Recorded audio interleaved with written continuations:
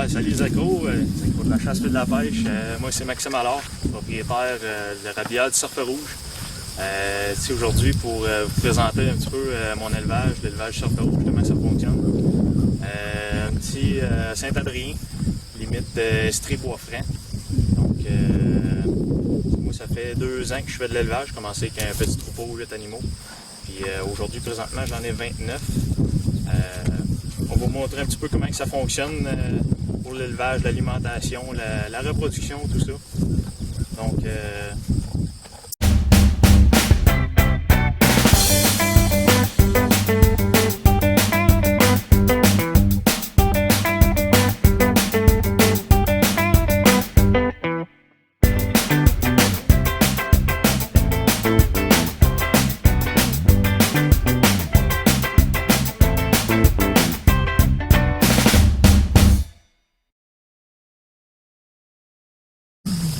Salut les accros!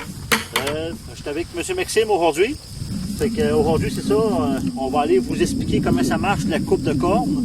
Après ça, on va vous expliquer tout un peu les bords. Tantôt, on va aller vous montrer les bords. On va faire une petite visite du parc. Puis, comme toi, Maxime, c'est quoi qui t'a donné le goût de partir dans le cerf rouge? ben, évidemment, j'étais un accro de la chasse puis de la pêche. Puis, bon, j'ai été dans l'élevage d'animaux. J'étais dans les vaches laitières avant. J'ai voulu changer de domaine, puis c'était une bête qui m'attirait. Puis j'étais un consommateur de viande rouge, je consomme beaucoup, puis surtout la qualité. Je suis un chasseur, j'aime la viande de cierge, puis pas parce que je récolte pas toutes les années que j'ai voulu en élever pour en avoir, mais je me dis il y en a peut-être d'autres qui aimeraient ça en avoir dans leur assiette, mais qui sont pas nécessairement chasseurs. Fait que je pense que c'est peut-être un besoin qu'il y a à combler, puis c'était un beau défi personnel de partir ça aussi, là. Je pense que mon compte là-dedans, c'est une bête que j'ai du plaisir à élever puis à monter. Puis comme le cerf rouge, cette année, c'est de la faute, tu as eu combien de bébés cette année? Cette année, on est rendu à 10 bébés. J'avais 10 femelles, fait que notre parfaite, un beau 10 sur 10 bébés en santé. Fait que 5 mâles, 5 femelles, moitié-moitié, c'est super. Sa mère, c'est quel l'accouplement? C'est quand qui naissent? Dans le fond, l'accouplement, c'est un peu plus tôt que le cerf de Virginie. Le cerf de Virginie, on parle d'une gestation aux alentours de 200 jours, tandis que le cerf rouge, c'est 236 jours de moyenne. Donc, pour avoir un bébé aux alentours de 15 de mai, fin mai, ça va être une reproduction plus fin septembre, milieu fin septembre, début octobre, pour donner des dates moyennes du 15 de mai à aller au 15 de juin, qui est plus tard pour le cerf de Virginie en tant que tel qu'on va chasser, qui lui, ça va être plus en novembre, pour donner les mêmes dates, vu son 200 jours. Puis, pour la substance de l'alimentation, c'est quoi juste qu'ils mangent, qu'on les garde dans des parcs? C'est quoi juste qu'on donne à la nourriture? Ici, c'est assez simple. Bon, on a du bon fourrage qui pousse, on s'organise pour avoir un petit nombre d'animaux par parc pour que ça reste vert, puis ils ont une bonne alimentation tout l'été. Donc c'est du fourrage essentiellement. Puis ensuite, je viens compléter avec un peu d'avoine, puis des minéraux. Fait que c'est très simple comme ça. Nous autres, on a des pommiers, on en profite, on les garde un peu avec des pommes. Comme les cerfs de Virginie, ils adorent ça, fait que c'est beau en face là-dedans. Des fois, on voit souvent les gens qui vont nous poser des questions. Ils voient des animaux dans les troupeaux. Ils veulent savoir pourquoi il y a 2 tags, tout ça. Peux-tu expliquer un peu les questions des tags sur les cerfs rouges? Oui, bien ça, dans le fond, on appelle ça un enregistrement ATQ, c'est de la grille de traçabilité du Québec. C'est obligatoire pour les bovins, les cervidés, comme les moutons, tout ça. Ça permet une traçabilité des animaux et du produit. OK.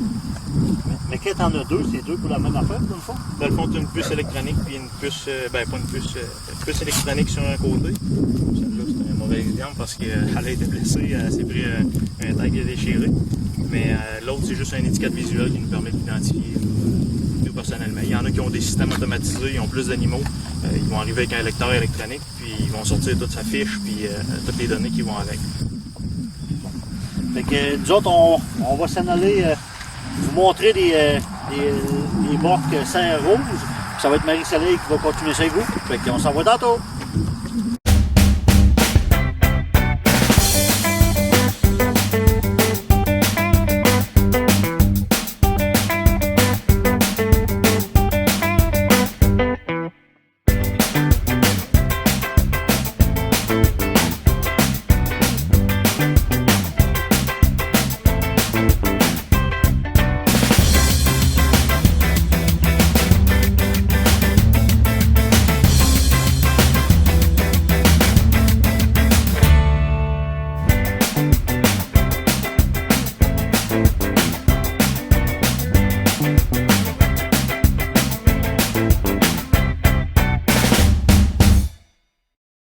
là, on est avec les bocs, toujours avec Maxime. Tu peux-tu nous parler un peu de tes bocs? Comment t'en as? Oui, on parlait plus de bocs parce que quand on fait de l'élevage, on parle plus de nos mâles reproducteurs en tant que tel. Parce que ça, c'est pas juste un parc de bocs, c'est mes veaux de l'an passé avec t'as les veaux femelles et les veaux mâles. Puis je laisse mon mâle de reproducteur de l'an dernier avec. Parce que là, présentement, j'ai juste 2 enclos, puis je tiens à séparer les mâles et les veaux de l'an passé des femelles qui vont mettre là pour les laisser tranquilles avec leurs veaux. Pour question de sécurité aussi, il y en a qui ont des mauvaises expériences, un mâle qui n'accepte pas les nouveaux veaux. Donc c'est pour ça que je les laisse dans un parc séparé pour finir leur croissance. Puis si j'ai quelque chose à rajouter dans l'alimentation, que je veux augmenter des quantités de grains ou peu importe, je vais pouvoir le faire. Puis rendu à ce temps-ci, là on a la chute des blots qui commence. Ça va être là la coupe des bois. Puis pourquoi c'est important de couper les bois une fois la chute des blots, justement, là, pourquoi pas les faire quand ils commencent à pousser versus attendre qu'ils soient plus? Premièrement, les cervidés, c'est pas comme les bœufs, on peut pas couper. Il ne faudrait pas couper non plus la base de la souche qui permet la croissance des bois. On va attendre plus la fin de la croissance. C'est là que le bois va s'assécher, les minéraux vont se calcifier dans le bois, puis ils vont devenir. Ils sont plus sensibles à ce moment-là de l'année aussi. Fait qu'on va les couper premièrement pour une raison de sécurité. Pour les femelles, quand on va mettre le mâle avec les femelles, et pour nous aussi, quand on en fait rentrer dans le parc, les manipuler, c'est beaucoup plus sécuritaire. Puis, côté, justement, là, on va couper les bois. Mais là, on voit que tes mâles sont tous ensemble.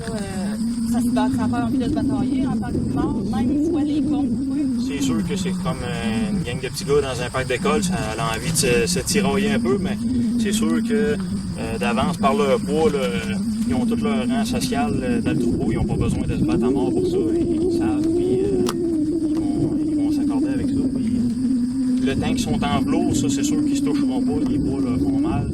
Ils vont se tenir tranquilles, si une fois ça va être avec les pattes et les dents qui vont s'organiser. Sinon, ils vont rester tranquilles.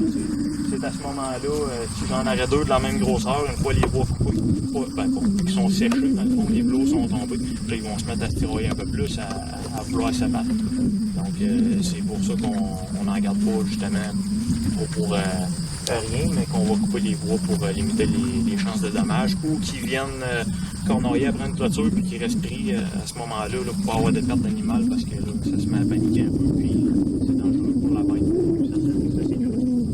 Puis à partir de quand tu vas remettre tes mâles et tes femelles ensemble là, pour... Présentement, là, on est en août. Je vais sortir mes mâles que j'ai pas de besoin dans le fond qui vont s'en aller direction pour la viande ou pour marcher dans la production. Puis je vais rentrer les mâles avec les femelles, premier groupe de femelles au début septembre parce que là, la période de reproduction va commencer qui va être mi-septembre à aller jusqu'à temps qu'ils aient fait leurs affaires. Des fois, ça peut retarder un peu s'il manque une chaleur. Donc je vais les laisser probablement jusqu'à décembre, janvier quand même avec les mâles là, pour être certain qu'ils soient tout poignés. Puis là, tu viens de parler de viande, c'est un aspect qu'on n'a pas parlé tantôt. Justement, toi, tu fais l'élevage pour la viande en tant que telle. Peux-tu nous en parler un peu sans en dire trop non plus? Parce que des fois, chaque éleveur, il n'y a pas rien à cacher vraiment. Oui, c'est pour moi, c'est des critères d'élevage pour la viande. Dans le fond, on va chercher plus un animal qui a des caractères qui sont typiques pour la viande. On cherche une longueur de dos, qui a des belles pièces de viande là-dedans, une femelle qui va véler facilement, qui a une bonne largeur de croupe, qui a des bonnes pattes et montantes pour durer longtemps. Puis il y en a d'autres qui n'ont pas le même but que moi. Mettons, ils vont élever des mâles pour les bois, qui ça va être vendu pour des parcs de chasse, évidemment. Là, c'est pas la même génétique. Tu as 2 classes pour les surfeurs rouges. Tu vas avoir les classes comme pour moi, élevées pour la viande, et d'autres pour faire des trophées de chasse.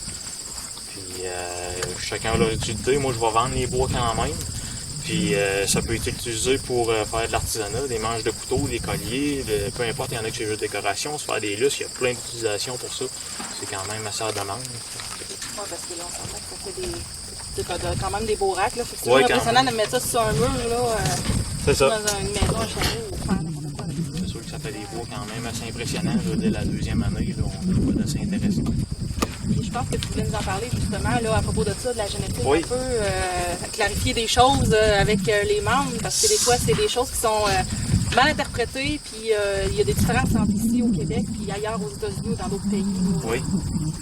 Bon, on voit passer de temps en temps des commentaires où il y a des élevages de toutes sortes, que ce soit dans le cerf de Virginie ou dans le cerf rouge ou peu importe. Des gros panaches atypiques, puis tout ça, on entend souvent dire que c'est des animaux qui sont craqués aux hormones, c'est pas naturel, puis c'est de la vraie cochonnerie, puis c'est des grosses vaches d'élevage. Oui, c'est des animaux d'élevage, mais on va sortir le mot hormones, puis drogage, tout ça. Au Canada, il n'y en a pas d'hormones de croissance, tout ça. La seule chose qui va faire une différence, c'est vraiment la génétique, l'alimentation et l'habitat. Quand ils sont dans un enclos, ils ont tout ce qu'il leur faut pour être bien. Puis on peut voir le meilleur exemple dans la nature aussi. Il y a des coins, des régions au Québec qui vont avoir des super gros cerfs de Virginie par rapport à d'autres régions qui sont toutes des sapinages, ils n'ont pas accès à des champs, qui vont faire des plus petites bêtes, ou l'île d'Anticosti, exemple, qui ont des super de petits chevreuils, ben là, c'est parce qu'ils manquent d'alimentation, ou là, ils se sont adaptés à leur environnement. Ici, on a des mâles là, qui vont être beaucoup plus imposants, même les femelles qui vont être beaucoup plus imposantes qu'à l'état sauvage, mettons en Europe ou quelque chose comme ça. Il faut rappeler aussi que c'est comme un élevage comme ça, là, même si dans un bas qui a un super panache, plusieurs points, que tout est géré par un organisme de la CIA, c'est le Centre d'inspection des jeunes.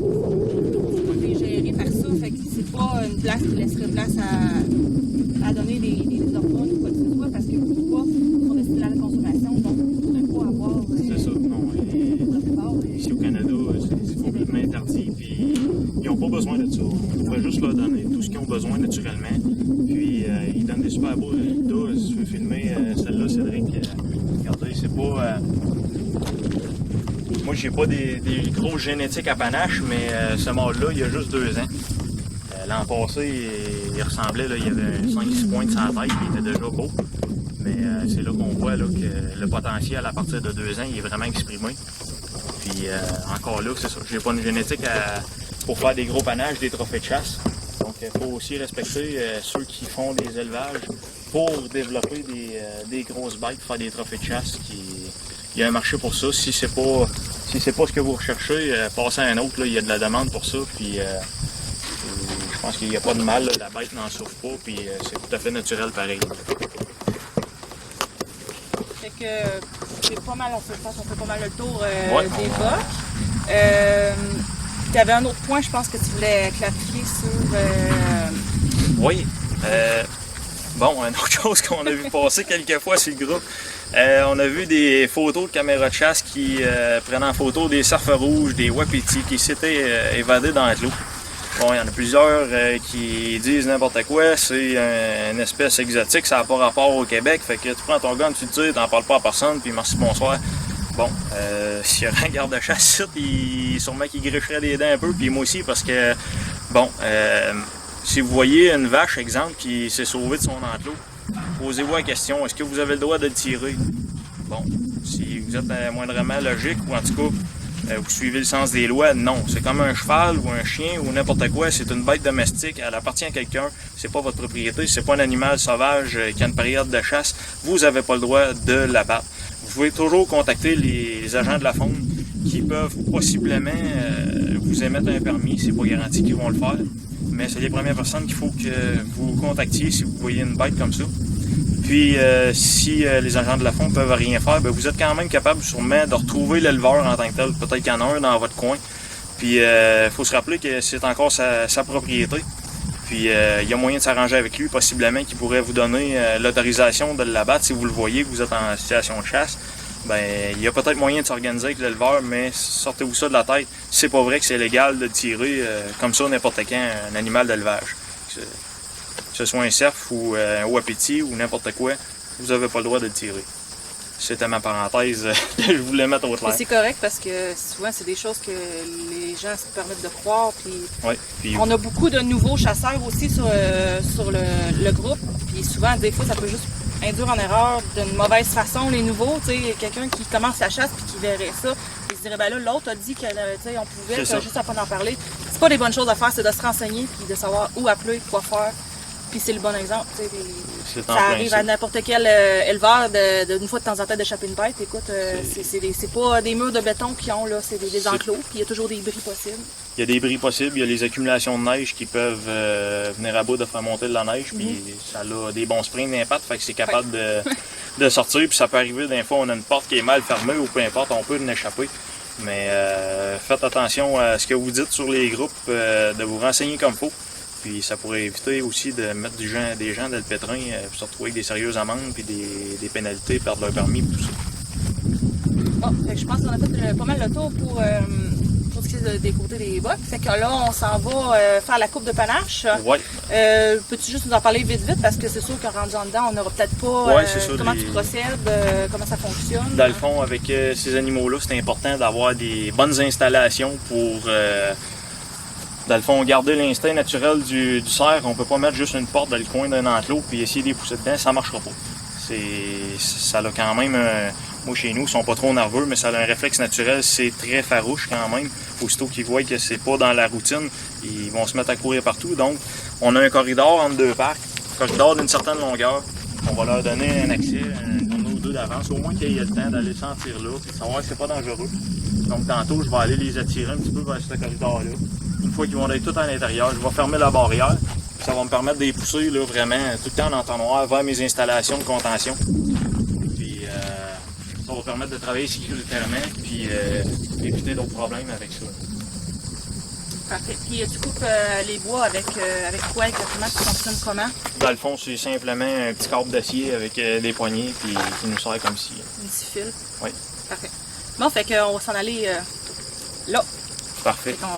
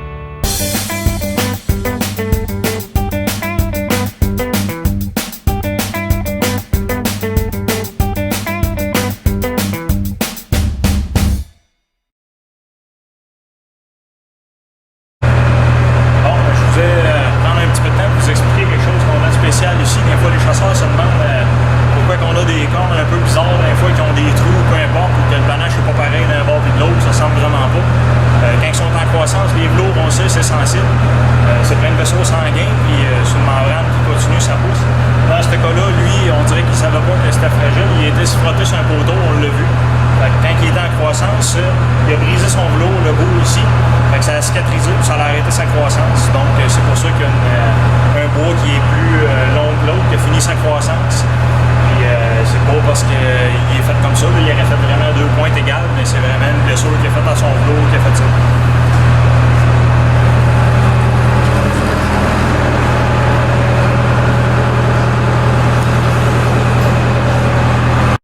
Bon, ben, je te remercie, Maxime, pour Ouais, notre ça très fait belle plaisir. visite. J'espère que tous les membres vont être contents de cette belle capsule-là. On a pu voir plusieurs affaires, des coupes de cornes et tout. Puis je tiens à remercier tout sa blonde de nous avoir accueillis et tout. Puis s'il y en a qui ont des questions, puis si vous venez qu'à vouloir en avoir des cerveaux, gênez-vous pas. Puis c'est quoi comment on peut faire pour te contacter, disons, quelqu'un qui veut avoir des cerveaux? Par le fond, vous pouvez me contacter par Facebook, par mon numéro de téléphone. Vous pouvez tout avoir les détails sur la page Facebook Érablière du Surfeur Rouge. Donc, je vous invite à aller faire un petit clic j'aime là-dessus pour pouvoir nous suivre et avoir plus de renseignements. Fait que, c'est possible de nous contacter pour quelconque raison. Gênez-vous pas, ça fait plaisir. Bon, ben, salut les accros, à la prochaine! À la prochaine!